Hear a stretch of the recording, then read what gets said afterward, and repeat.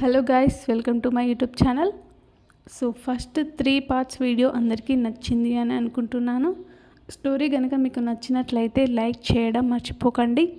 అలాగే మన ఛానల్ని సబ్స్క్రైబ్ చేసుకొని బెల్ ఐకాన్ని ఆన్లో పెట్టుకోండి. అప్పుడే నెక్స్ట్ పార్ట్ నోటిఫికేషన్ మీకు వస్తుంది.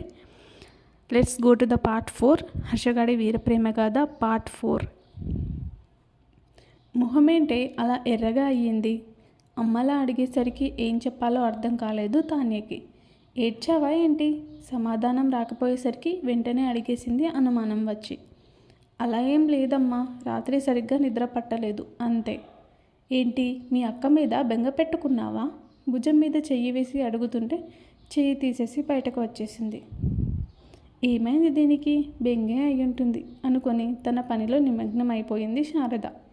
అందరూ పెళ్లి హడావిడిలో మునిగిపోతే 2 మనసులు మాత్రం తెలియని సంఘర్షణలో మునిగిపోయాయి.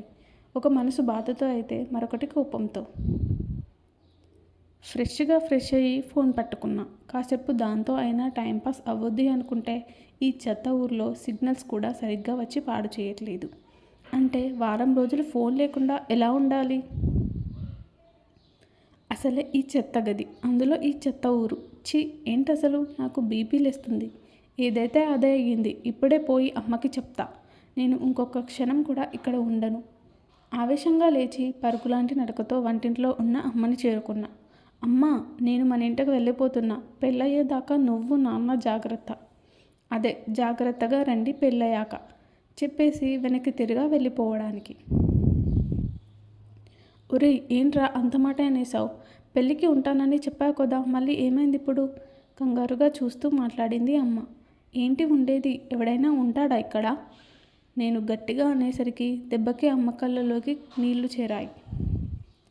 నా వల్ల అమ్మ బాధపడకూడదు అని ముందే డిసైడ్ అయ్యాను కాబట్టి కోపం కాస్త కంట్రోల్ చేసుకొని, అది కాదు మా, ఈ ఊర్లో ఉండటం కష్టం.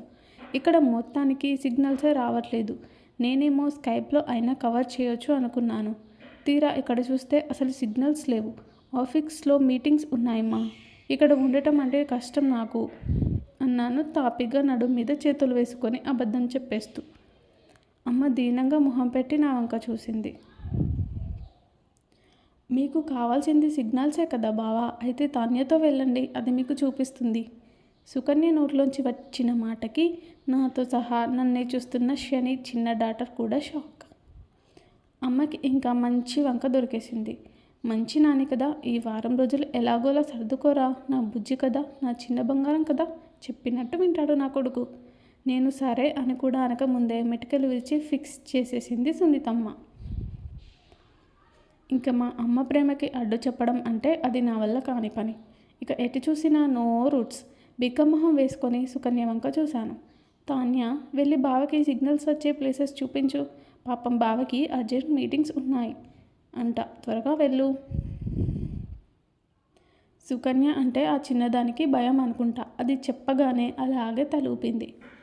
అది ముందు నడుస్తుంటే నేను వెనక నడుస్తున్నా. పక్కింటి టెర్రస్ మీదకే అనుకుంటా.